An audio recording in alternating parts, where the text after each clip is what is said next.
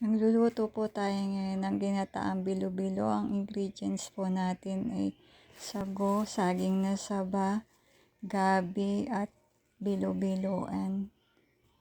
Ang gatas, gata, evaporated milk and condensed milk.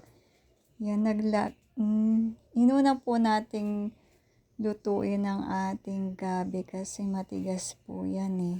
Niluto ko muna sa tubig para mapalambot. And then nilagay po natin ang ating gata. Hindi ko na po napakita kasi na-busy ako kanina. At nilagay po natin ang ating iba pang ingredients. Nilagay na rin po natin ang ating saging na saba, sago, at ang ating bilo-bilo. And then sinunod na din po natin ang evaporated milk and condensed milk. Yung condensed po natin ay kulay ube kasi yun po yung nabili natin. Pero masarap po naman siya. Yan po, luto na siya.